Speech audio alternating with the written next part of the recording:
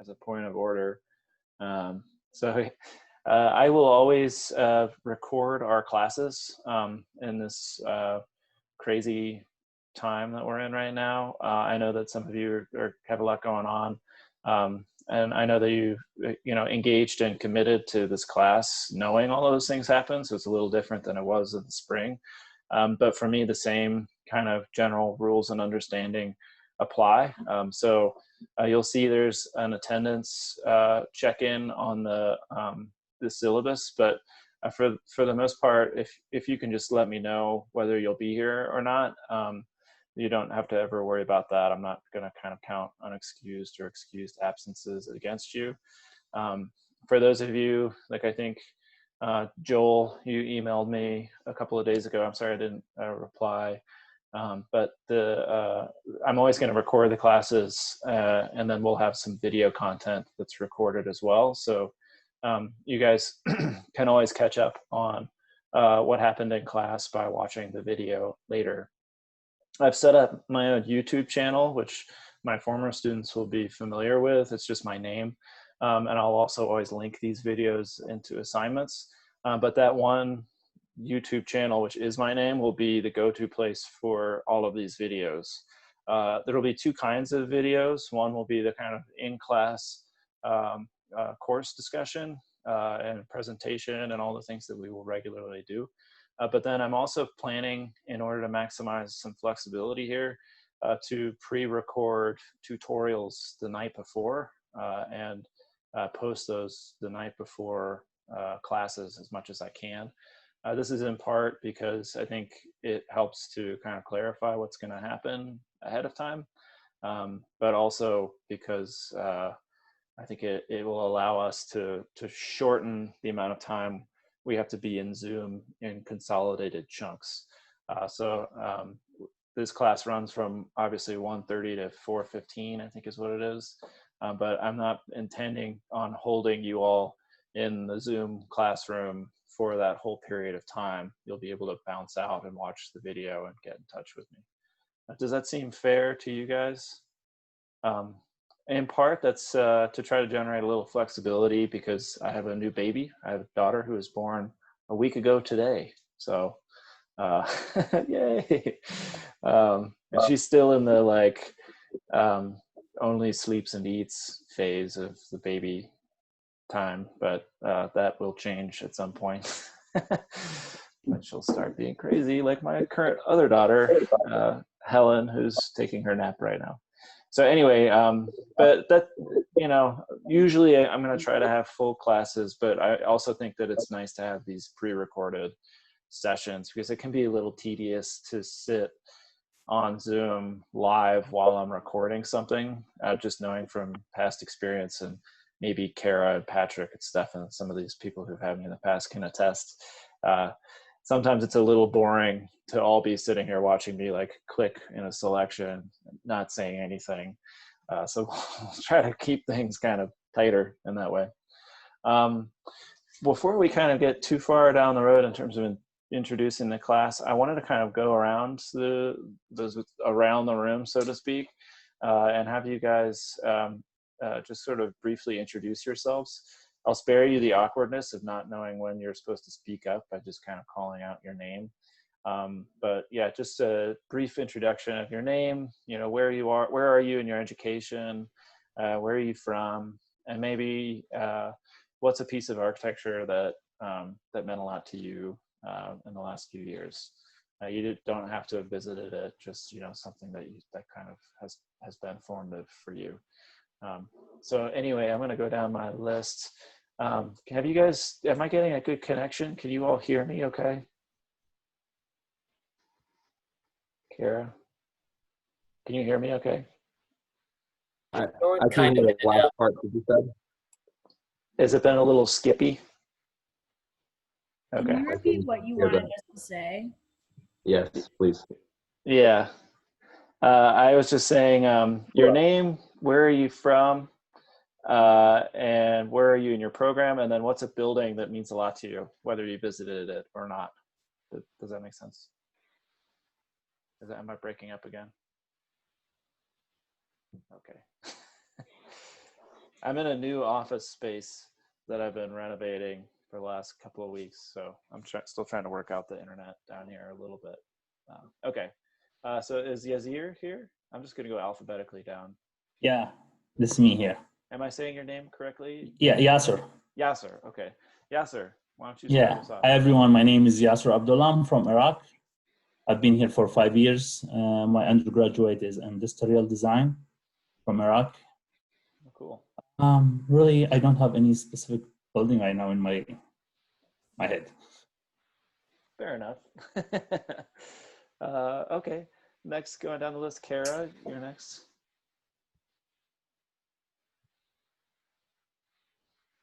Kara, you're up. Is my turn? Sorry, Yeah. You're breaking up. So my name was like Kara. All right, I gotta. It's okay though. Okay, my name's Kara. I am a second year, I just completed Studio 2 undergrad, and I have a background in floral design. That was my career prior to this. I guess I don't really know a lot of like famous buildings. One building I like looking at when I'm downtown is the Optiv building. I like the top of it. I think it's really nice. So yeah. It's a very, it's a subtle move they made on that building. I love it. I think It's symmetrical, but it doesn't look like it always. Mm-hmm. All right. Shireen, are you here? Yes, I'm here. Hi, Shireen. Hi, my name is Shireen. I'm from Saudi Arabia. I just finished my Studio 3 course and I'm moving on to Studio 4, and I do not have a building in mind. Fair enough. Okay. Iman, I see you. How are you? Yeah, I'm good. How are you? Good.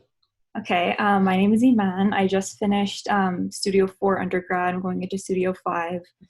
I'm from Golden, Colorado, so I'm from here. And I think a building that I think is really interesting is the Casa Mila in Barcelona. It's a Gaudi building. I just feel like it's really interesting to look at.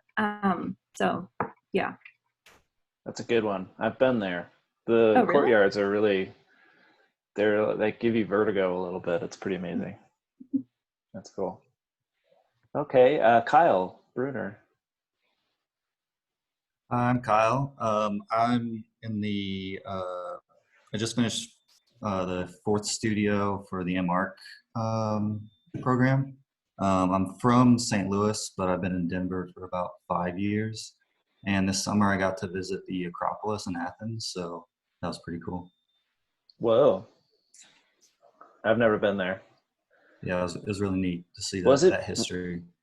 Was it bigger than you thought it would be or smaller than you thought it would be? It was smaller than I thought it'd be, actually.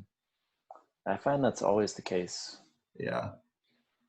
That's cool. That's nice. Thanks, Kyle. Jennifer Clegg.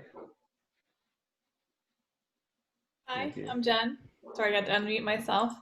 I just finished Studio 2 of the MARC program.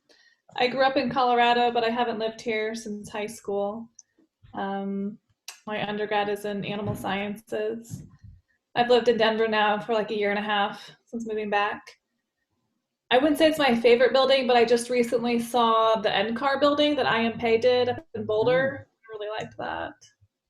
I love that building. I took my daughter for a hike up there when she was like 1.5 maybe, and she was like really into the pink building. Pink, that's pink. Yeah. It's really nice in the winter there because of the subtlety of the color. It's cool. Oh, interesting. Nice. Thanks, Jen. Mm-hmm. Jake Cusick, are you here? Yeah, I'm here. I'm from Utah. I just finished Studio 4 in the graduate program, so I'll be going to Studio 5 in the fall. I don't know, same thing, I don't know if this is necessarily my favorite building, but the first one that popped in my head was the Therm Valves by Peter Zumthor. I don't know. A classic. Classic, yeah, it's a good one. That is a good one. Yeah, I haven't been there, but it's on my list. It's kind of hard to get to. I think you really have to be committed to going there. For sure. Nice. Thanks, Jake. Is it Jacob or Jake? What should I go by Jake. Jake, Yeah. okay. Yep. Nice. Sam Eckerson. How are you? Hey, Sam. My name's Sam. I just finished Studio 6 in the graduate program. Just have a couple credits left before I'm out. I'm originally from Connecticut. My background, my undergrad was in philosophy, and I've worked as a metal fabricator for a while. And then I got to go visit 2 Sana projects. One, I think it's the New Museum in New York City, and the other is Grace Farms in Connecticut. Nice. They're really beautiful. Did you like Grace Farms? Yeah, it was amazing. That's cool. Never enjoyed just like walking in the cold in Connecticut before.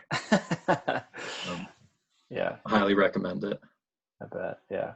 Yeah. The New Museum is one of my favorite buildings in Manhattan for sure. It's such a nice urban massing, and the way the spaces inside of it match the outside is really clean, and it's like almost just a diagram. It's really, really nice. Yeah. The white doesn't hold up very well, but yeah, it looks nice. Yeah. Oh, well. Have you seen the proposal that OMA put together for next door to that building? I have, yeah. That's going to be interesting. Did you like it or no? Yeah. Yeah. For the most part. I don't know. It's the Sana building is so nice on its own. It's kind of a shame something else is going in.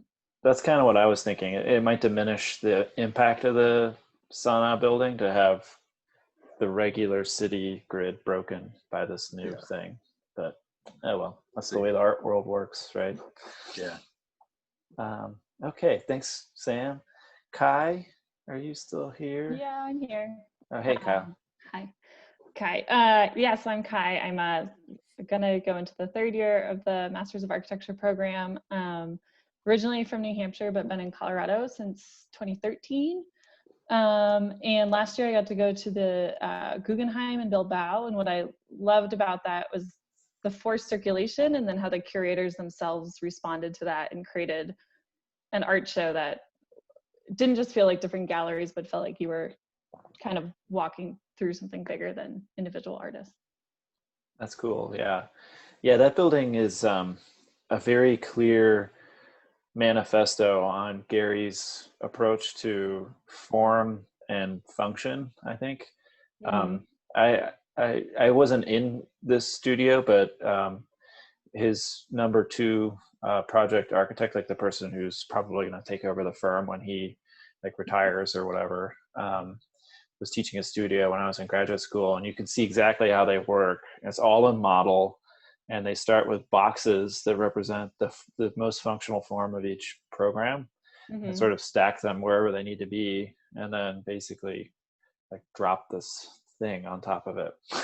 Yeah. And so the interior actually isn't necessarily impacted by the exterior too much, but it allows for those two things to exist independently and sympathetic to one another. So that's cool. Yeah. I'd love to go there.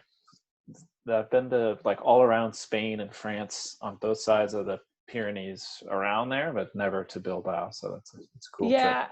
I had heard like all the argument, like it's sculpture, not architecture, and I think because of that, like people kind of saying it's, it's not really, it's a different type of architecture, or however you want to phrase it. But because of that, I think I was blown away even more, because it just seemed like art and architecture together, not 2 separate pieces. That's cool. Yeah. Yeah. He gets a bad rap, but I think he kind of likes that he gets a bad rap. Like, I think he likes that architects are a little nervous about what he does. Mm-hmm. But there can be only one Frank Gehry, I think, at the end of the day. And that's good. I hope he sticks around for a long time. He's really old at this point, late 90s, I think. So that's cool. Great to see. Thanks, Kai. Okay, Jonathan English. Hey guys, I'm Johnny. Is what I prefer to go by. But so Johnny English. I'm from Louisiana originally, but I've been out in Colorado since May of 2013. And my background is in psychology. I'm going into Studio 5 in the fall. This was kind of a career shift for me into architecture from more of a social work kind of lens before this, and career before that. And in terms of my favorite project, I'd say it's more of a firm, and I'm kind of biased. I think probably because I'm still learning so much, but I'm biased by whatever I last took a deep dive into. And in this case, it's Lake Flato. I kind of looked a lot into their projects last semester from the sustainability side, and which has always been an interest of mine. But I also, just being from the South, really love porch culture and the idea of how you kind of soften that divide between interior and exterior. So yeah. That's great. I actually know two people who have strong intersections with that practice. One is a guy who was in graduate school when I was an undergrad. So he was a sort of MArch student when I was a BSArch student, but he and I were pretty good friends. And he's been there for maybe like 8 or 10 years. He's a project architect at Lake Flato. And then another friend of mine, graduate school friend, is a contractor in the South, and he's worked on a bunch of their projects. It's really nice work. I'm not super familiar with all of their projects, but the mentality is nice. It's good. Thanks, Johnny. Thanks for sharing. That's cool. Okay, who's next? Patrick. Patrick, do you hear me? There you Hi are. there. Yeah, I'm here. Sorry. So my name is Patrick. I'm currently an undergrad student right now. One of my favorite buildings is the DAM building, the Denver Art Museum. Cool. I like Daniel's designs. Basically, like if you're walking inside of the building, it makes you feel kind of like you're drunk or something. Like disorientated, you know what I mean? It's kind of bizarre, but yeah. It is, yeah. Especially being at the top looking down can be a little bit Yeah, it makes you dizzy. vertiginous. Yeah. Cool, thanks, Patrick. Yep. Joel Howard, are you in the house? I am. So my name's Joel Howard. I'm just finished my Studio 6 graduate studio. And wow! All right, congratulations. Yeah, thanks. And I come from North Carolina, where I got my first bachelor's degree in architectural technology. Then moved out here in 2015. Got my second undergrad for architecture here at CU. And my favorite building right now, I tend to kind of jump back and forth between different things based on my mood. So right now it's the Washington Fruit and Produce Company. That's by Grand Baba Architects. It's just like really nice, clean lines, letting the structure speak for itself. It's all heavy timber, and it's really integrated into the landscape really well. So that's kind of what it into right now. Nice. Well, I'm not familiar with that one. You'll have to share it with us next time. Yeah. Cool. Thanks, Joel. I've known Joel since well before he was my student in the BSArch program. I feel like I've known you, Joel, since I started teaching in the undergrad program, probably. Yeah, I think you were a juror for us, like the first time you were a part of that. So. Yeah, that's cool. Yeah. Well, congrats, Joel. Yeah, thanks. Zach Huff, you're up. Yeah, I'm Zach. I'm originally from Indianapolis. Been out here for a year now. Just finished Studio 2 undergrad. And it's not my favorite, but the first building that comes to mind is the Eames House. Spent a lot of time studying that for my Studio 1 project. So kind of grew this like little love for it because of that. Nice. Yeah, Charles and Ray Eames are heroes of mine, to be sure. Their mentality and approach is sort of loose. It's not so black and white. And they're there's a happiness to the way they approach architecture, I think, or an optimism that I appreciate. So that's cool. Yeah. Thanks, Zach. Thanks for sharing. Good to see you. Okay, Jeff Jones. Yeah, that's me. I actually go by my middle name, which is Todd. Oh, cool. Hey, Todd. I know that gets confusing, but yeah, so I'm Todd. I'm from Aurora, Colorado originally, and I got my undergraduate, I'm currently in the graduate program going into Studio 5 next semester. I got my undergraduate in communication. Yeah, didn't know exactly what I wanted to do. So I got that. A building that I am really interested in is Peter Zumthor's St. Benedict Chapel. Yeah, I just really enjoy the kind of take on structural vernacular and, you know, that kind of thing. So nice. Yeah. Zumthor. The force is strong in that one. He won't go away. His work is so nice. His thing in LA is going to be bonkers. I don't know if you guys are familiar with it, but the LACMA, they just tore down the old LACMA, and he's building this massive complex. It's going to be really nice. Cool. Thanks for sharing, Todd. Sorry. Marta? Marta, are you here? I'm originally from Bridge, here too. I got my undergrad in English Lit from DU, and I studied 2 in the MR program. I'm just right now really into, oh, did I freeze? I'm just really into English Gothic churches and have been for a long time. I'm just kind of a history lover, and so many buildings that tell a lot about the people who built them, I'm really into that. So that's kind of my pet love, if you will. English Gothic churches. Is there one in particular that you love? I just did a sort of deep dive on, yeah, I like Canterbury. I really like Salisbury. I just did kind of a dive on that one recently. And yeah, like I said, I just really love buildings that speak a lot about the people that were involved in building them. And I think Gothic churches really play a big part in that, in like the historical context of themselves, if you will. Cool. That's nice. I like that.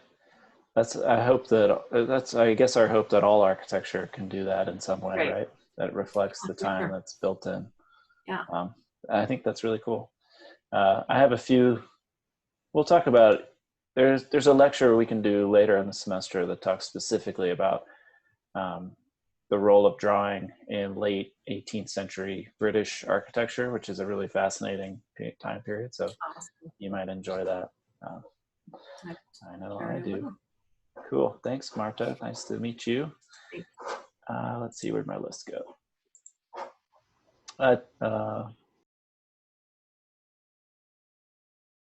Jonathan Kaiser, are you here? Yeah, hello. I go by Johnny as well. Know. 2 Johnnies in here. Cool. I'm a undergraduate student. I just finished Studio 4. Going to be doing Studio 5 in the fall. And I'm from Westminster, Colorado, so just a little bit outside Denver. I've been here all my life. And my favorite building is probably, or just like one I've had a lot of experience with, is the Denver Public Library. I've just been there a lot throughout my life, and I just love how like playful the building is, almost like carefree. The children's reading room suits such a nice space in that place. Have you been in there with the blue and white stripes everywhere? Yeah. It's a weird building. I took some architects there, Jenny and Anda French, who lectured here. They wanted to go check it out, so we walked over there, and they were like, we're interested in the exterior, and then we went into the children's reading room, and that was cool. Then we went up the escalators, and it was sort of like, wait a minute, this is a weird building. That's good. Thanks for sharing, Johnny. That's cool. Henry Kelly, are you here?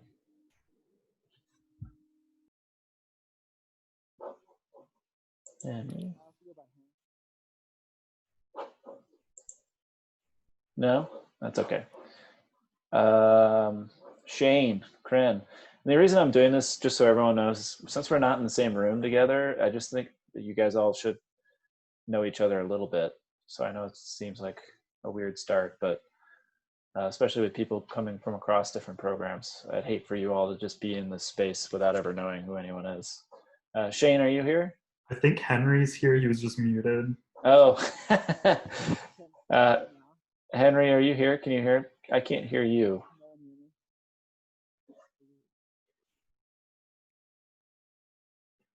Are you there, Henry?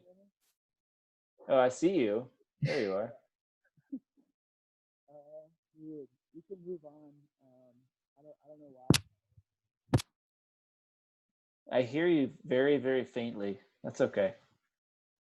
Can you try like yelling really loud? Yeah, I can try. Can you hear me now? Yeah, that's better. Okay. So my name's Henry. I go by Hank. I'm from Baltimore, Maryland, and I've lived in Denver for probably 8 years now. I'm going into the fifth studio, so third year of MArch. And as far as a building that I like, I recently was researching here in Timberlake, and I really like the Loblolly House. Just how it's built from an energy standpoint and how it's built to be disassembled. I hope you can hear that. Yeah. Thanks, Hank. Loblolly House, Kieran Timberlake. Nice stuff. Baltimore's a great town. I grew up in Richmond, Virginia, so I used to go up there all the time. That's cool. Yeah, Kieran Timberlake's been around for a while. They have some really incredible projects that people aren't even really aware of. Underrated for sure. Really cool thing. Thanks, Hank. Shane, you were saying? Hi. I'm Shane. Finished grad Studio 6 this past semester. I'll graduate in the fall. From Ohio, got my bachelor's in city and regional planning from Ohio State. Favorite building? I like the library by Koba Architects in Copenhagen. Not so much for like the formal qualities of it, but just how they treated it more as like a piece of social infrastructure for the neighborhood. And I think just in general, that firm, I kind of like how they leave their egos at the door and kind of just put the notion of like building as social infrastructure first, which I really appreciate a lot. So Nice. That's cool. Thanks for sharing, Shane. Yeah. If I could live in any European country and not worry about whether I know the language or not, it would be Denmark. I love Denmark. 100%. Yeah, I lived there for a little while when I was an undergrad. It's a study abroad thing. It was awesome. It's really freaking expensive, but it's everywhere nowadays. So Yeah, exactly. And now I was thinking I would move to like a farm on the mainland somewhere, not somewhere cool. Thanks, Shane. Thanks for sharing. Let's see, where are we? Nicholas, are you here, Nick? Nicholas, Nick?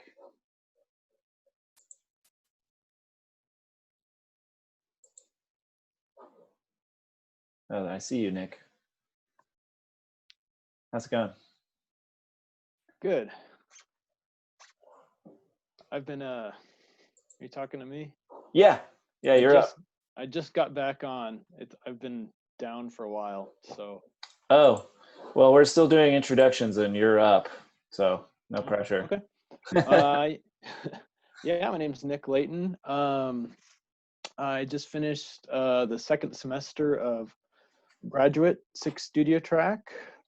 I'm coming from social work. I've been working at the Colorado Coalition for the Homeless for a while, so changing things up quite a bit. And one building that sticks out to me, I think, is the Singapore airport. This one that's kind of like wowed me. So that's is that Moshe Safdie that did that? I'm not sure who it was. Yeah. It's like one of those, that era, like Renzo Piano, or is that the one with the waterfall? Yeah. I remember. Safdie. It's Safdie. Yeah. The Singapore, he has a lot of projects in Singapore for some reason. I don't know how that worked out for him, but he's making some serious bank in Singapore, making huge, nice buildings. So that's a good one, Nick. I haven't heard that one before. That's cool. Thanks for sharing. Yeah. Jackie, another undergrad and grad friend of mine. doesn't look like my camera wants to work, but hi, I'm Jackie. I graduated from the undergrad last year, and I should be starting Studio 5 of the graduate here in the fall. My favorite architecture is the Meisner Mountain Museum in Italy by Zaha Hadid. Just nice. Love her work. Oh, and I'm from Portland, Oregon. So. Oh, I didn't know that. Sweet. You moved the right way. Denver's way cooler than Portland. Agreed. Yeah. Thanks, Jackie. Good to see you. Is it Aisna Manzoor? Are you here? Yes. Did I say that right? I'm sure I didn't. I'm sorry. Isna. Isna. Okay. Hi, Isna. Hi. Nice to meet you. Same here. Hi, everyone. I'm Isna. I'm from Indian occupied Kashmir. And I am MArch student, just finished Studio 2 and going into Studio 3. My background is in architecture and I've studied from Chandigarh, designed by Lee Corbusier, the city designed by Lee Corbusier, along with the College of Architecture and Planning over there. So yeah, I'm here for my master's program. And my favorite building, it keeps changing with time, depending on what am I studying. Currently, two buildings that impresses me is like Calgary Public Library by, I don't know how to pronounce it, but it's Snøhetta Architects. It's Snøhetta. Yeah. Snøhetta. That's so great. I recently went there in December. So yeah, it's a very cool design building. And I also like, Jacqueline just mentioned it, Messner Mountain Museum. I use that as a precedent for my Studio 2 project for tea house in the mountains. So yeah. Wonderful. That's very cool. Snøhetta is they're like turning into a juggernaut these days. I remember when they were sort of a scrappy little Norwegian firm, and now they're like headquarters all over the world. It's really cool. That's a nice building too. Oh my God, it's amazing. I wanted to live there. That's cool. Nice to meet you, Isna. Thanks for sharing. Thanks. Charlie. Hey, how's it going? Yeah, it's Charlie, or I Yeah. go by Charlie. Yeah, my name's Charlie McQuillan. I'm in or entering Studio 5 in the 6-track MArch program. I actually grew up in Boston, or I guess just outside of Boston, and went to Boston College for my undergrad degree in poli-sci and environmental studies. So I worked at a couple different energy efficiency startups in Boston for the 8 years before moving to Denver for grad school. And I think it was Zach that said that his choice in buildings changes with mood, and I'm kind of that way with the seasons. So right now I've got the coast of Maine on my brain, and there's a small studio, Caleb Johnson studio up in Portland, Maine, and they do a lot of really cool kind of regionally vernacular residential work. And their project, it's called In the Dunes, is a project that I love that kind of responds to the dunes in which the house is built, but deals with, resiliency with climate change, sea level rise, using local materials, things like that. So that's what I've been thinking about recently. Very cool. That's exciting. I love Portland. It's a fun town. Yeah. We used to drive up there all the time. Cool. Well, nice to meet you, Charlie. Ruth Anna, are you here? Ruth Anna Sarah Miller? Sarah. Just Sarah. Sarah, sorry. I'm just looking at Canvas. I don't know. I know. They won't let you change much. Yeah, I know. I'm Sarah. I am from Boulder originally. I live in Longmont now. I'm doing things in a weird order. I have not done any of my studios, but I am finished with basically everything else for my undergrad. I don't know if I have a favorite building, but last fall I was in Illinois, and I had the opportunity to see the Frank Lloyd Wright Unity Temple, and that is a really interesting, cool building. So nice. Is that the pointy one? I wouldn't say it's pointy. more, I don't know, it's more box-like. That's the boxy one. Yeah. Oh, that's a really older one, right? Where it has Yeah. the central space. Yeah, that's a really nice. That's one of his better projects, I think, from that era. That's cool. Yeah. All right, thanks for sharing, Sarah. Nice to meet Yeah. you. Calliope, are you here? Hi, yeah, just Callie. Hi, Callie. How are Hi. you? Good. I'm just finished the second studio of the MArch program. I'm originally from here, from Arvada, and my background is in art history. And for the building, the first one that came to mind was La Sagrada Familia, and just how it's so, like, you're just really wrapped up in that world and that experience, and it is just, it's a nice place. That's cool. That's a nice building. Yeah. It's like not even a building. It's somehow Yeah. something more than a building while Yeah. still being a building. Yeah. Yes. That's cool. Thanks for sharing. Thank you. Okay, Mahamud. I don't think I've seen him here. No. Okay. Shannon. Shannon Osborne. No. Okay. Chandler. I know you're here. I saw you earlier. Hey, Chandler. How you doing? Good. How are you? Good. My name's Chandler. I just finished Studio 2, about to go into Studio 3 in the fall. Just taking some summer classes. I would say I got all my buildings picked already. The Guggenheim in Spain, the Denver Art Museum, the Eames House. So I'll say, the good old Daniels and Fisher building. That was a good one. Daniels Fisher building. Yeah. What's that? Oh, is that? Oh, that's the clock tower, right? Yeah, that's the clock tower. That was a good one. It's Yeah. very influential. Yeah. You're just saying that because I made you stare at it for like 4 weeks last semester. That's funny though. Well, it was more than 4 weeks. We'll share that with everyone else later. Thanks for Chandler. Thanks for sharing. That's good. Yeah, of course. Caesar. Hello, everyone. My name is Cesar. I just finished my undergraduate Studio 3. I'll be going to Studio 4.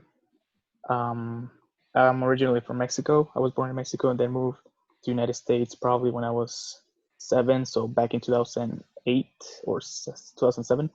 And I've been living here in Colorado, or specifically Denver, ever since. And I guess the building that is on my mind right now is the One Central Park building in Sydney, Australia. I don't know, it's just something about it that, I don't know, just kind of sticks out and just launched in my mind when you were talking about a building that we had in our mind. That's cool. Thanks for sharing. This is the Jean Nouvel building, right? With the hanging. Mm-hmm. Yeah, that's cool. Yeah. Thanks for sharing, Caesar. Yeah. Hey, Kevin, one question. Are you going to be teaching Studio 4 next semester? Not next semester. I have a paternity leave in the fall. Oh, okay. Yeah, but I'll be floating around. I think Kat Vlahos is coordinating that the last I heard. Yeah. Okay, cool. Makes sense. Thanks, Caesar. Rockstar from digital media. Okay, we're almost done here. Triana, are you here, Triana? Yes, I'm here. Hey, Triana. Hi. So I'm Triana. I'm originally from Kansas. I moved to Denver a little over 3 years ago to complete my undergraduate degree in architecture at CU. And I'm currently in the graduate program, moving on to Studio 5 in the fall. And I would have to second Callie's choice. I've never been, but it's definitely on my bucket list to see La Sagrada Familia. Nice. I feel like since it's been under construction for so long, you can go now, go in 10 years, and go in 20, and it'll be completely different. So it's cool. Hopefully we can all go to Spain someday. Thanks for sharing, Triana. Okay, is Karen here? I don't think so. No. Stefan. Stefan, are you still Hey, here? how's it going, everyone? My name's Stefan Sudmeyer. I'm from Florida, Central Florida, Zach's. And what's the building that's on my mind been on my mind the last couple of weeks is the Ford and Edison's vacation home in Florida, actually, just because it's so efficient. Not Cool. really using electricity, it's just using fans to cool it down and passive cooling systems and stuff like that. It's really unique. Nice.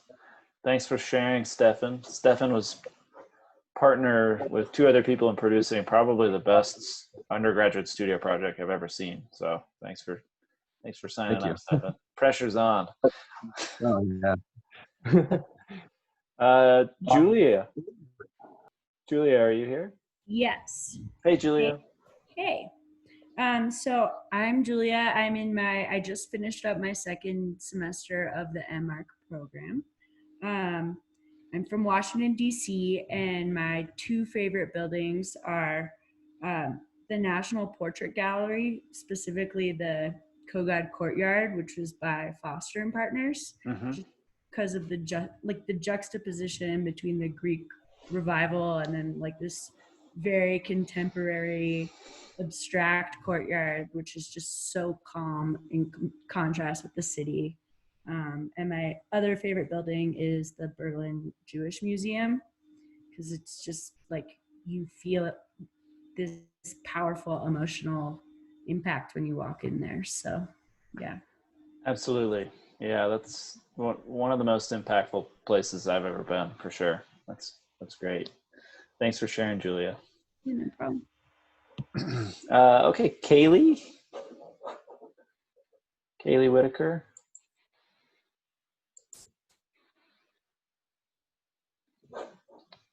No, oh, that's okay. How about Jackson? Is Jackson here yet? Yeah, I'm here. There he is.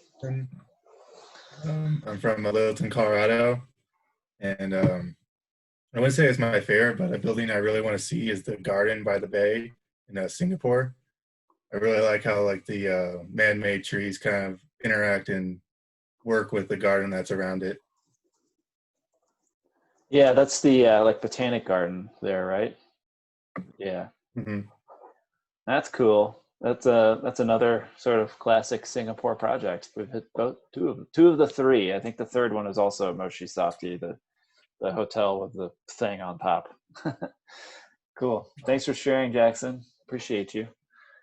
All right. Well, that's all of our introductions, everyone. So hopefully that gave you a flavor for the kind of diverse mix of students that we have in the room. I'm so excited about this group, and I hope you guys continue to get to know each other, even though we can't be in the same room, goofing around and talking about things. So I want to transition now to just sort of reviewing the course, really, and talking about what it's going to be all about. So let me just share some screen here. So this class has been kind of in the back of my mind for a couple of years now. And it really emerges out of a concern about drawing and the relationship between drawing as a space as opposed to drawing as a medium. So what I mean is when you see a drawing, and in particular kind of a drawing that's been sort of created in a truly flat 2-dimensional way, it generates the effects of a space while still remaining flat. And I think that this is a kind of an interesting or a curious sort of thing to consider when you're drawing. And I truly mean like just by sketch, that you're creating spaces that indicate or demonstrate some notion of realism or of space without actually being that real space. And so we can look at a drawing and actually get a pretty close reading of what an architect's intent is around the generation of a space without necessarily seeing the place itself. So what we're going to do right now is just run through a series of drawings that you guys will be studying individually this semester. And then we'll talk about basically how we're going to break that down. So something going on with my mouse here, but this is Le Corbusier's sketch for the apartment de Charles Bistegui in Paris. And you can see there's a sort of simple institution of a horizon above the city, which then crops everything except a couple of landmarks and then creates a sort of new ground. The intent of the drawing is not necessarily to convey everything you need to know about the project, so much as it is to capture the kind of the intention behind it. So here you see that kind of relationship between what's new and old, which was so seminal in Le Corbusier's early work. Just sort of, this is in vaguely chronological order. Next, in the same period, maybe a little bit earlier, this is a series of sketches by Adolphe Loos, the famous sort of ornament as crime architect, where he actually contradicted himself by generating a proposal for the Chicago Tribune Tower competition. And his proposal was to build the skyscraper as a sort of gigantic classical column. So you see the kind of fascination of the detail of the column, and then it sort of transposes scale very, very subtly just by sort of scratching out what looks like might be windows, where you shift a reading of something from being one scale into another, just with a couple of sort of simple twitches of a pencil. Here again, this is in the pre-war 20th century. This is an interior perspective by the architect Eileen Gray. She was an architect in Europe, mostly in France and around the Mediterranean. But this was sort of her creation of an interior environment where she designed every single object. So perhaps slightly more measured and precise than the Corbusier or the Loos drawing, but still generating a sort of informality through the use of the fills and paint, basically, on the page. Of course, you can't talk about drawing in the early 20th century without talking about Mies. This is a drawing that he did for Pavilion, where he's centering this very highly articulated and carefully crafted perspective around what he's seeing as the ideal column, which is essentially nothing at all, but maybe the absence of something, or in this case, two not quite parallel lines, or parallel but not quite identical lines, excuse me. Shifting now to the post-war era, this is a sketch, actually not of a building that he had inhabited, but rather of a cathedral in the Pyrenees region of France, in Albi. This is a drawing by Louis Kahn. And you can see that in this case now the line is being used very loosely and informally, and yet somehow still very strongly conveys a kind of weight and mass. What's also sort of unusual about this drawing is the viewpoint. This section of the church is actually 10 or 15 stories tall, and he's positioned his own eye sort of halfway up that, which is a kind of odd gesture that kind of speaks to his own perspective. Here now is a drawing by Oscar Niemeyer for a theoretical space. And in this case, you see the sort of use of the figure to generate scale, the simple institution of the horizon, and then some understanding of covering or shelter. Here now is a drawing by Alvar Aalto for an interior. And I think that now we start to see in some of these drawings, there's a layering of the frame of the space that we're in.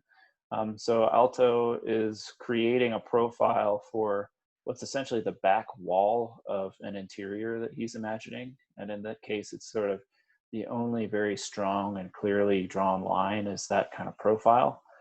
Then sort of fanning out without any real regularity is the sort of lines of perspective that help you to understand the surfaces within the space. That drawing is then contained within a viewport or something that kind of frames the view and limits how far it extends off the page. There's some annotation that is drawn probably more about the scale of the drawing as opposed to the scale of the space. that drawing is centered on a sheet of paper. Sheet of paper itself has edges inscribed onto it. And then that sheet of paper has been scanned on what looks like an extremely dirty scanning bed, where we see smudges and the sort of outline of that white space around it. So this course is looking at drawing as a medium, but also as a sort of media or image. So all of the drawings that we're going through now and that you guys will be studying here this week are pulled directly off of the internet. They're not primary source material in any way, but in each case we begin to be able to read it as a drawing within an image within another image in some cases, and actually cast upon your own digital screen. So the kind of layers of reproduction I think are rather important in how we kind of talk about and think about architectural imagery in the 21st century today. Here's a drawing by James Sterling, another British architect. This is for student housing project that he did on the Oxford campus, I believe. And so you see this sort of perspective sketch overlaid on top of a series of explorations very early in the design process, where for Sterling, sketching was not in any way a means of representation so much as a way to solve or resolve problems. This is a project by or an image by the Brazilian architect Lina Bobardi. Lina Bobardi was probably one of the most prominent female architects in South America in her time, and really globally in her time.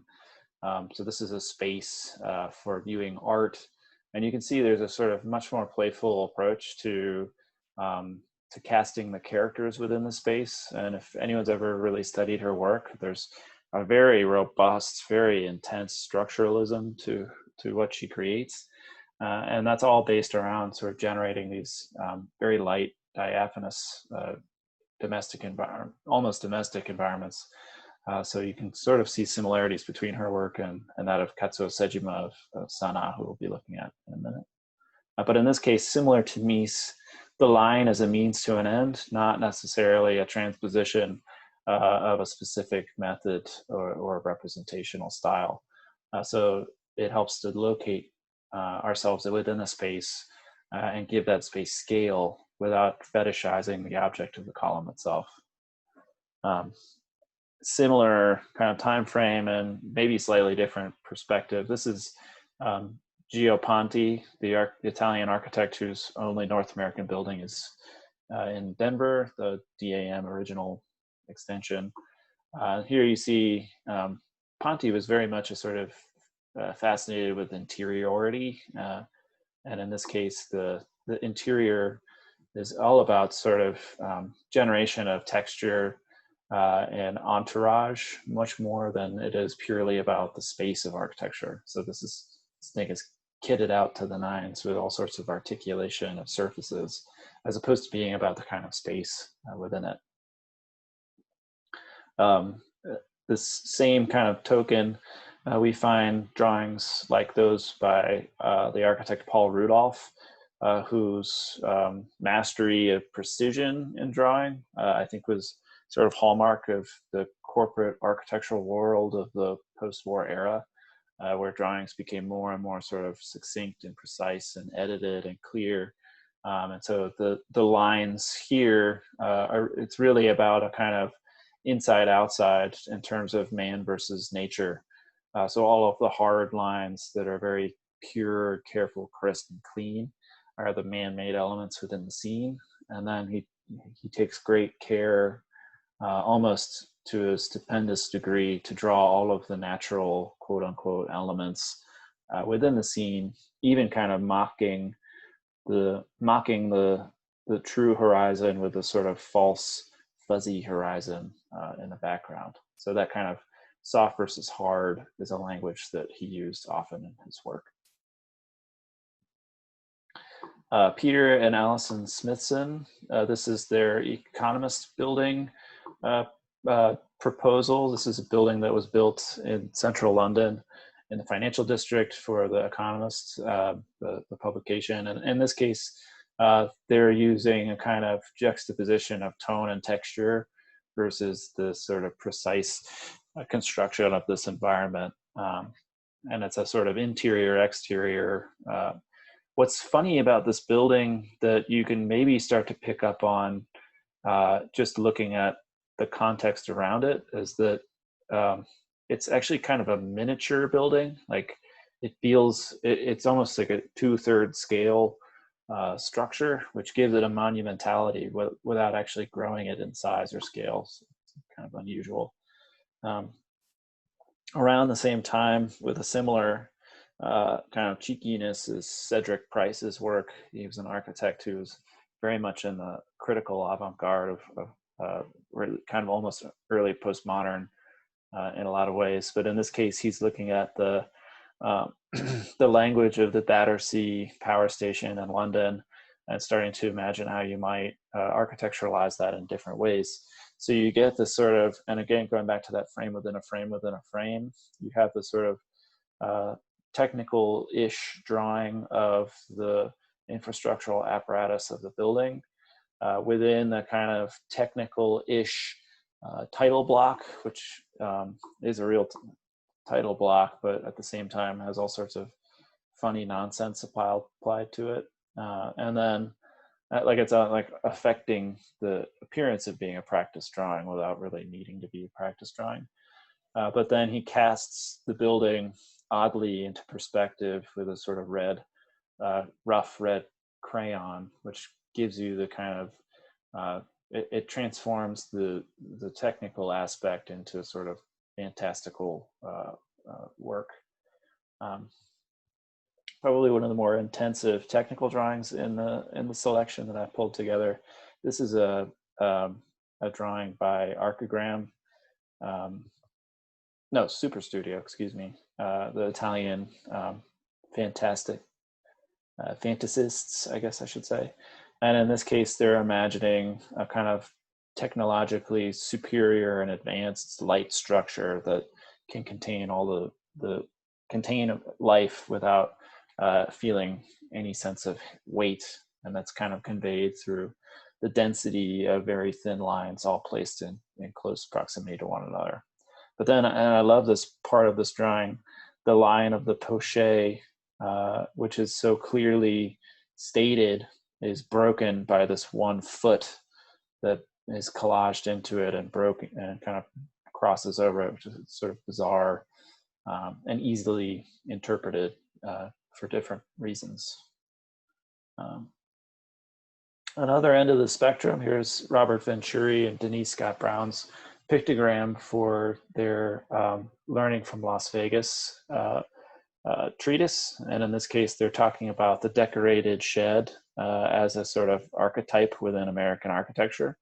And the intent behind the sketch and the drawing is to use as few lines as possible, as simply as possible, in order to demonstrate their thesis about American architecture in the 1960s and 70s, which is the sort of anonymity of the architecture itself or the building itself, and then the exuberant proclamation of the signage attached to it as a sort of counterpoint to a lot of architecture at the time, seeing itself as formally or structurally exceptional without really expressing individuality or program.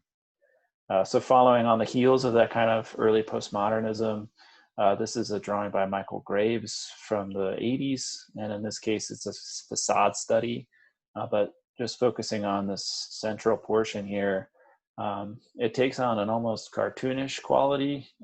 It is in perspective, but also it's purely flat elevation. The sky, the tree, the ground. You can either read this as perspective or as flat, but either way, the intent of the building is to play with that somewhat intensely. So it looks like my connection's maybe a little bit rocky right now. Can you guys hear me? Okay, sorry. I got the "your connection is unstable" thing on my screen. So anyway, Michael Graves, purely considering architecture as a flattened device as opposed to something that has depth. This is a competition drawing by OMA, Rem Koolhaas's practice. I'm not pretty confident he didn't make this sketch, but he had someone do it. This is for a proposal for Lille, France. And in this case, the sort of sketch is intended to convey informality. It's funny how his early work and that practice's early work was so obsessed with the escalator and means of conveyance, as well as scale. So this is the proposal where they basically built like a 2-mile long bridge full of program, which, you know, that took them 30 years, but they're now building one in Washington, D.C. and building one in in southern France somewhere. So the kind of notion of infrastructure as a language of urban and landscape overlay. This is a drawing by a recent Pritzker winner, Arata Isozaki. So the line now has been suppressed and sort of disappears. And we see this perspective as a sort of acclimation and aggregation of flat, not textures, but sort of fills. So Isozaki is, did a whole series of these drawings. I have actually a book, which I wish I could share with you guys, of all of these drawings in one place, but you see the kind of flatness of tone. There are some lines, however, against the kind of thesis of the drawing, which is really showing up just as a pattern on a surface. We're now firmly in the 80s. So this is Aldo Rossi. I'm getting a chat. What's up?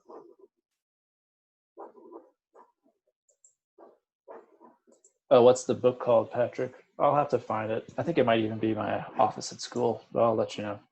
Patrick was asking what the name of that Isozaki book was. Aldo Rossi, drawing was very much his medium of choice. And you see that here. This is a building this is a drawing of his little cabanons. They're like, basically you put them out on the beach and people take off their clothes and get changed in them. That's their only purpose. But he's kind of elevated them to the status of a monument or some sort of very somber, intense moment by clustering 3 of them together in a little mass, but then having this 4th one off in the distance looking on almost enviously at their friendship. He's a really weird guy, Rossi. We'll talk about him more later. But then the line is the sort of frame around the drawing that forces you to envelop the foreground as this overshown ground plane in front of the buildings, with the black of the sky being this very small kind of wedge at the top. It's a very deliberate representational choice to do that heightens the sense of gravity around what's essentially a changing booth. But funny guy.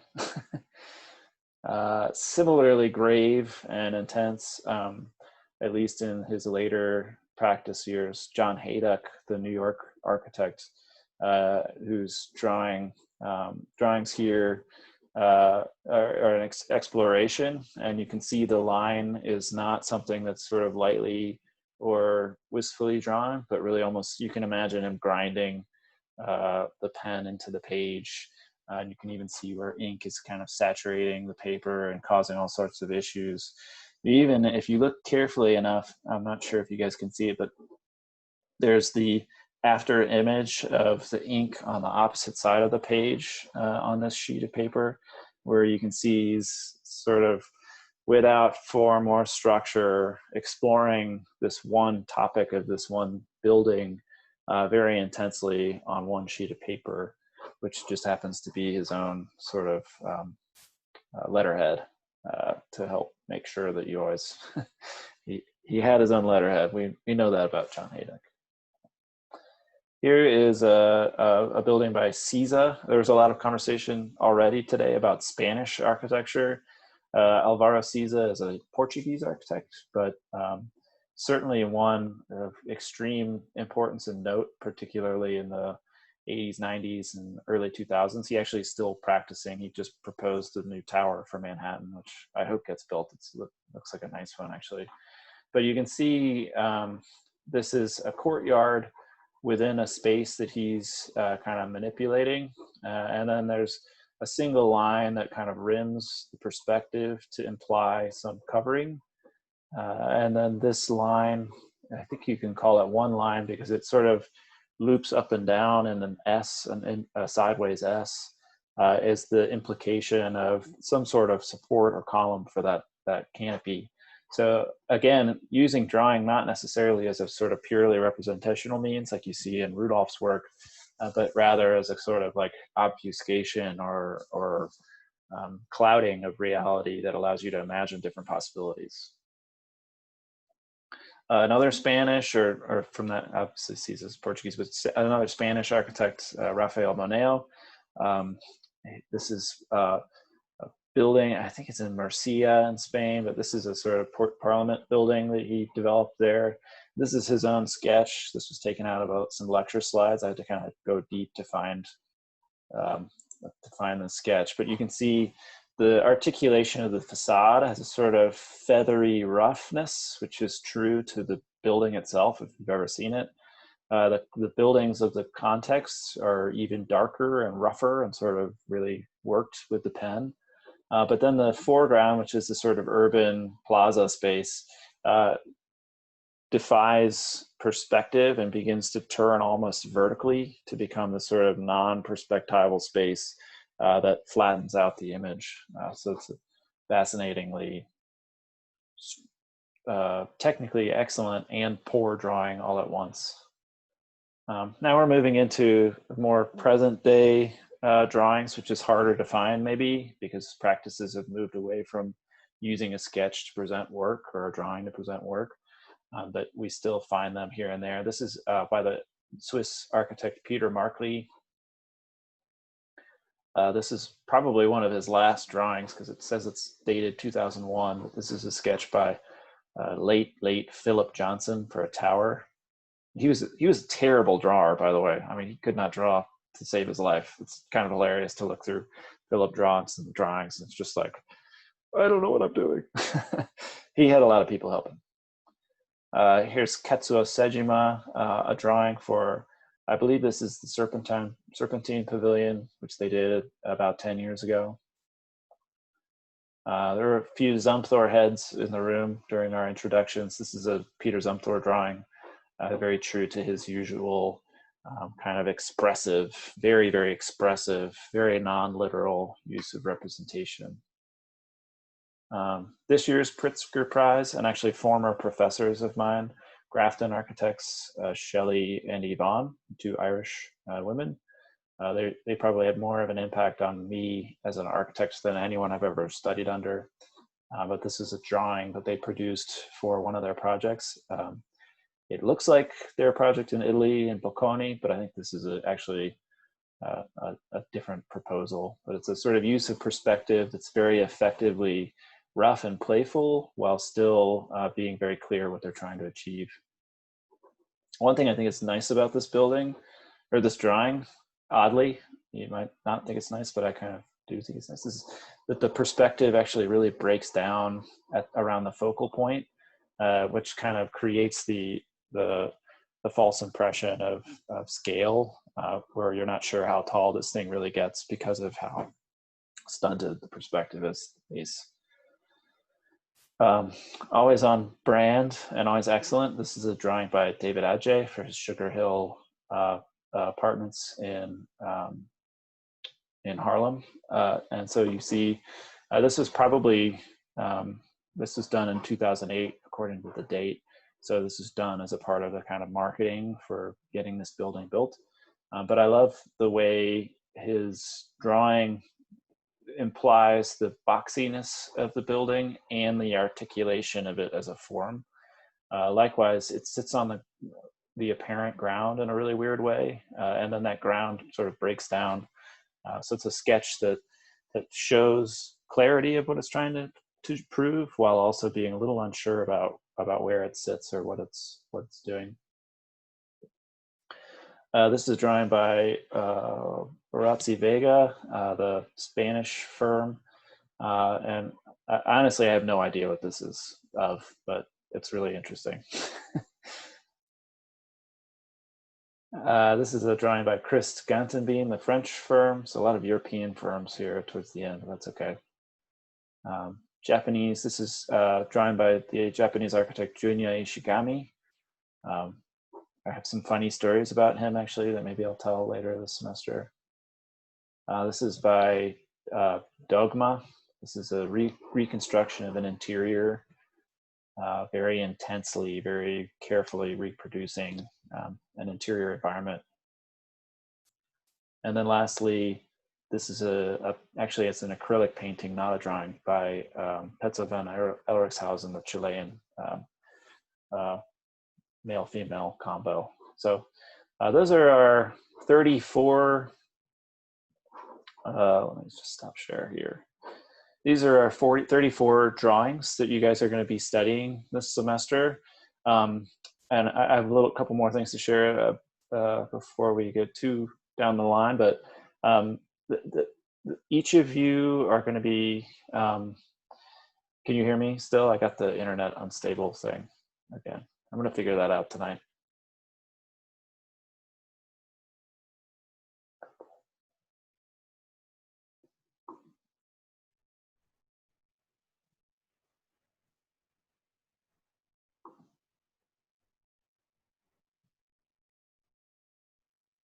Yeah, we lost you for that last part, Kevin. Sorry about that. Hold on a sec.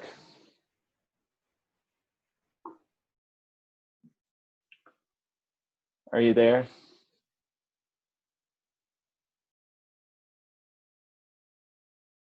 Internet.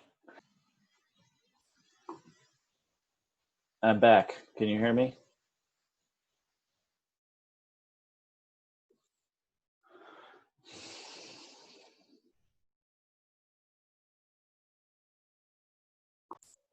Basically, what I'm trying to say is each of these drawings uses the architectural line in a different way. And so what we're going to do for the first couple of weeks here is have you guys start by studying these drawings. I'm going to take this outside where I can. Hey, Kevin. Yeah. Sorry, you're breaking up again.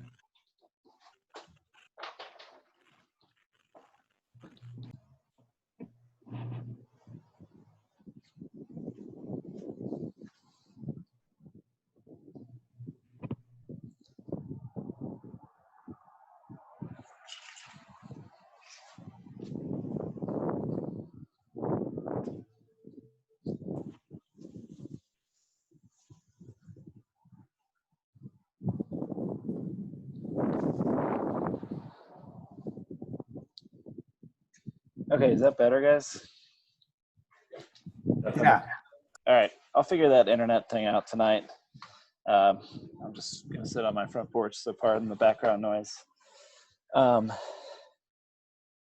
was I? So what we're gonna do, let me pull up the syllabus here.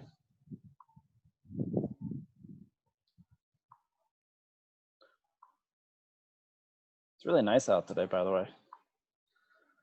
Okay, so hopefully you guys all saw the little blurb about this when the course was shared. This is an advanced representation course. So those drawings that I just showed you guys are going to be the sort of primary source material for what's basically a combined research and then creative sort of foray into architectural representation using the line as the starting point.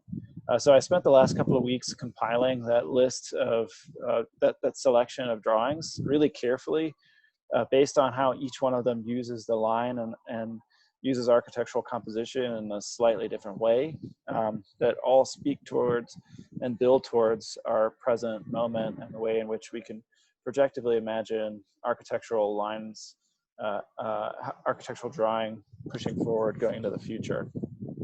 So this first kind of work that you guys are gonna be doing is gonna be sort of studying using graphic techniques, the lines in the sense of each drawing. And then we're gonna basically use that as the starting point for the generation of your own very personal take on a drawing using the primary source material as a starting point. Does that make sense to everyone? Marta, you're like the only person I see right now on my screen. Just can you nod if that makes sense? Okay, so basically, this is our course schedule. This is on Canvas right now, so you guys can get into it. Today is Meet Your Partner Day. So in a moment, I'm going to pull up the roster. Partner is not going to be someone in this class. It's actually an architect, one of the architects of this selection of drawings that we just put together. This week, we're going to work on plagiarizing those architects a little bit. Next week, then, in week, listed here as week 1, but it's really the week 2. So in this second week, dual authentication and vapid grace. This will be 2 exercises centered around mining those the lines that you guys are kind of going to pull out and reproduce and work with in the first assignment. Projective and rejective geometry. That's 2 sort of playful takes on the geometry of the line, but also the geometry of the space contained within the drawings that you guys are looking at. From there, after we'll sort of depart from sort of reflectively looking at those drawings themselves and get into your own drawings. So that's sort of the blend period. Then in the next week, you're going to start to sort of manipulate in digital space, so a little more heavily into 3D modeling, the kind of generation of your own architectural project out of the space that we create from the 2-dimensional drawing that you'll be working through on your own. From there, it sort of gets a little bit vaguer, but basically the outcome for this course will be 1 drawing, each of you, that comes out of the architect that will be your partner, the sort of source material, and create something that's completely new and different using that initial drawing as a starting point. Does that make sense to everyone? So your final submission will be 1 image. Each class, as a way of keeping up here, getting a good chat. Okay. So each class, we're going to have an assignment that's due at the beginning of class. You'll see in the grade rubric, daily assignments are worth 5% of your final grade. There are 15 of them for 17% of your grade total. Then the final image will be worth 15%.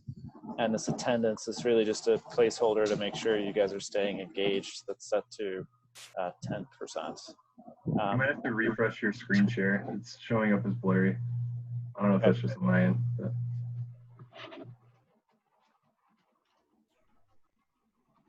Can you see it now? No, still blurry.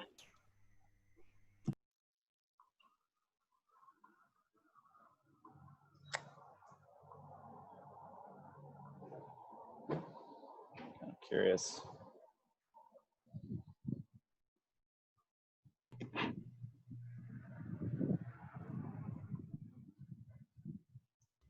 Just looks. I'm getting 200 megabytes a second for the Wi-Fi speed, so. It was fine before until you opened the chat box, and then it shifted to grainy. It's getting better. It's 3 o'clock. Yeah, we can see it now. It's 3 o'clock, guys. Okay. So assignments are worth 75%. Final is worth 15, and attendance is worth 10. I'll be basing this grades on those individual assignments based on design and concepts, depth of inquiry and iteration, and craft and execution, each at 33%. I think it's worth noting and stating explicitly that that grade for me is not the important outcome for this class. obviously you all want A's, and I'm not, I think that what I really want for you guys is to all get A's because you've all engaged really intensively with the course material and responded and reflected with original work. So this grading scale is in place just as a sort of part of the infrastructure of any university, but I'm in no way going to do anything except hope and assume that you'll all receive A's here. And then a lot of this stuff at the back end of the syllabus is just sort of rote as expected. Okay, can you guys now see this roster PDF? Yep. Hey, Kevin. Yes. While you're still in the syllabus, you were kind of going in and out when you were talking about the attendance policy. Were you saying it's a little flexible because of everything, or? Yes, I'm not going to take attendance in class, basically. If you are turning in assignments on time, then I assume you've been paying attention and you're listening to the videos. With that being said, it really stinks when a big chunk of the class just decides to not show up because they don't have to. So I really am hopeful that you guys will all join as much as you can. With that being said, if you can't make it, don't worry about it. Just let me know ahead of time. Does that make sense? Yeah, thanks for the clarification. Yeah, no problem. Okay, does everyone see this roster here? Yep. So this is me partnering you up pretty much randomly with an architect from that slideshow that we just went through. Johnny, you're getting the OMA drawing. Marta, you're getting the dogma drawing, so on and so forth. So this list is on Canvas as well as all of those images. So feel free to go ahead and get on Canvas. All of the images are under the Files tab, so you can get in, download the image, and start to work with it. Does that make sense? Does everyone see that? Yes. Cool. Okay, so the tutorial is already up on the assignment, which will be due on Thursday. You'll see basically it's just it's almost just a check to make sure you guys remember how to open Photoshop and Illustrator and Rhino and do just the most basic of tasks. I do want to ask, is there anyone in the class who hasn't used any of those softwares before? And please speak up and don't feel bad about it, or text me privately if you want to. But I just want to know in case I need to cover more introductory stuff. You guys should have all learned it at this point, but okay. Well then, that's good. This should take no more than like a half an hour the next 2 days to do this first assignment. But basically, what you'll be doing is isolating 3 lines within your drawing and reproducing them. There are a couple of drawings that don't actually have specific lines in it, and I'm really referring to the Arata E. Sasaki and the Petzo van Elrikshausen drawings. You should view the fill as a line. So basically, the fill is a thickened line, and I can't remember who has those two, but we'll work with them. Does anyone have any questions about the syllabus and the kind of scope of the semester? I do have a question about, the description for the homework says create 6 images out of the assigned drawings. So if you have 3 lines. Yeah, you'll see when you get into the tutorial that I recorded last night. The first 3, you're basically just extracting the lines directly out of the image using Photoshop. Then the next 3, you're tracing those lines in Rhino and creating a line drawing in Illustrator. The same lines. Yeah, the same lines. And I think it bears noting that you should take some time to think about and analyze the drawing before you choose which lines you want to work with. And so we're not going to do one on Thursday, but starting next week, I'm going to tap 1 or 2 of you in little groups to do a kind of deep analysis of the drawing that you've been assigned to study. And that will be in tandem with a little brief lecture about the work of the architects that you're looking at as it relates to contemporary architecture. Does that make sense? Yeah. So you'll hear in the video when you watch it that I try to like basically analyze what's happening in the drawing as much as I can. Like, why is this line straight and that line at an angle? Why is the frame laid out in this way? Why is something cropped? There's all sorts of different anomalous things that happen in every single one of these drawings. So I would spend almost more time just studying and thinking about and looking at the drawing than you do during the assignment and the exercise. And we'll have a little discussion about that at the beginning of next class. Does that sound good? With crisp Wi-Fi in effect, hopefully. Are there any other questions about this? This is going to be a fun semester, and I really think that that's what architectural drawing is. It's just supposed to be fun, and hopefully you start to see that when you look at the works of each of the individual architects, that there's a kind of whimsy to drawing that you can allow into your work that is not really possible when you're building it.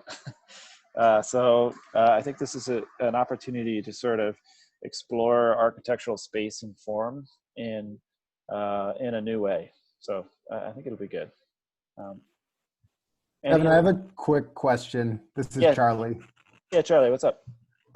Just procedural.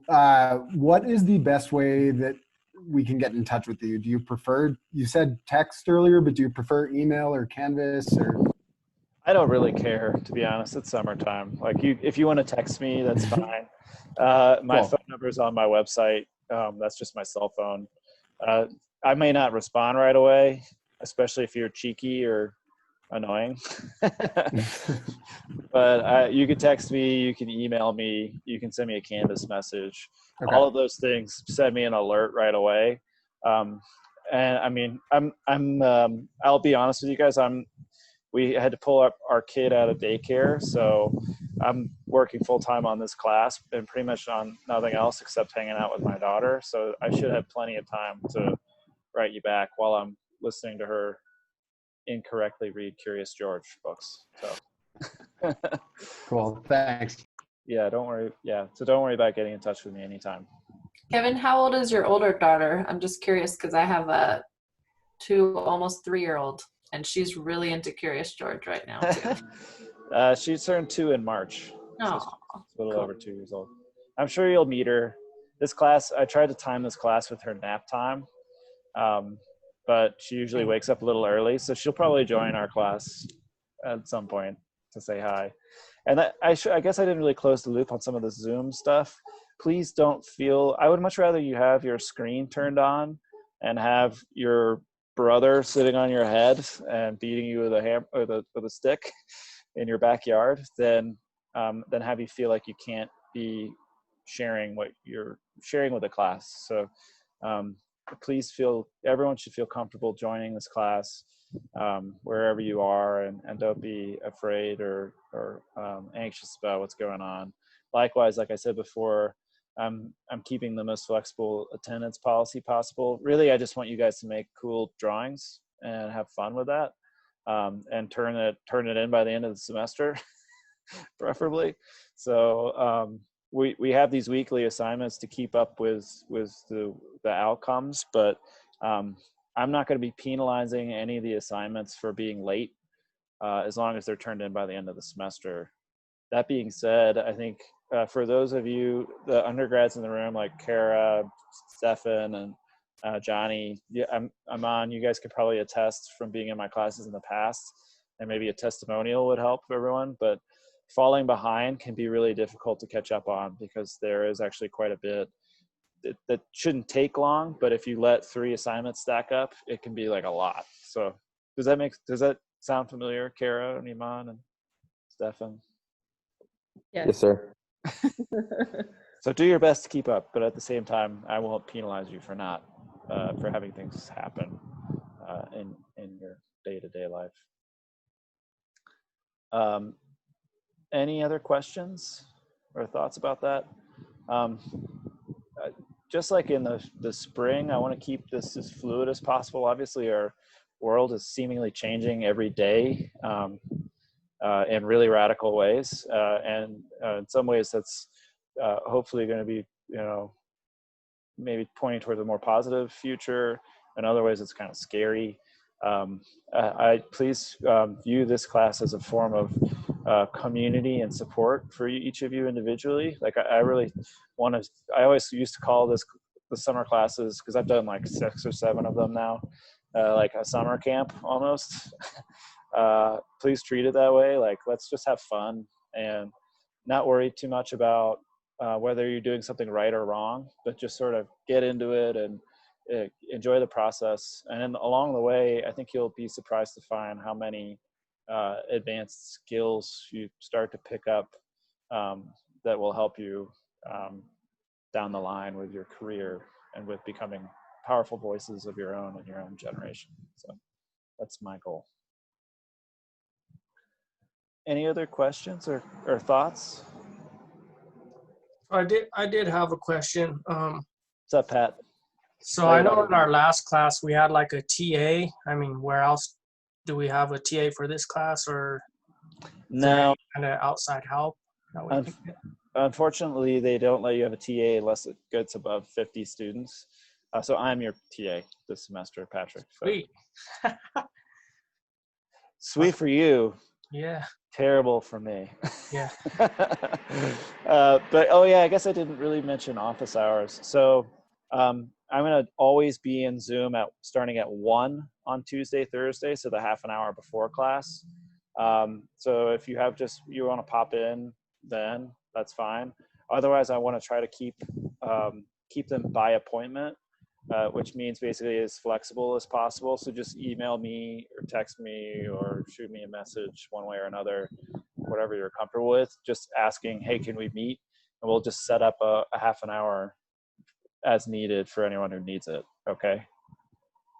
Granted, I'll probably be like in my backyard with my daughter running around throwing rocks at me or something, but we'll be able to meet as you need it, okay? Hopefully not throwing rocks at me, but we'll see. It's been a long quarantine, guys. Any other questions or thoughts about this? Feel free to reach out to me offline if you have any concerns anytime throughout this whole summer, either about the class or about your progress or anything at all. I'm always available. Basically, you're my only commitment this summer, so I'm looking forward to having fun with that, okay? So that's it for today. Just a reminder, check Canvas. The assignment is already up, due Thursday at the beginning of class, and the YouTube video is already attached to that. I'll append this recording of our class today, just in case you want to refer to any of the discussion later on. This is pretty nutsy boltsy stuff, so you probably won't need this one. But in the future, the lecture content and discussion content will be helpful, and everyone should always try to be here, if not, to check those videos out. Okay? Well, have a great couple of days. Check out the video, and I'll see you on Thursday at 12:30, or 1:30. Yeah, 1:30. All right. Yeah. Bye, everybody. Thanks, Kevin. See you, Kevin. Thanks, Kevin. See ya. Chandler, you mentioned you had a question. I'll stick around for you. Yeah, so I am taking multiple classes over summer.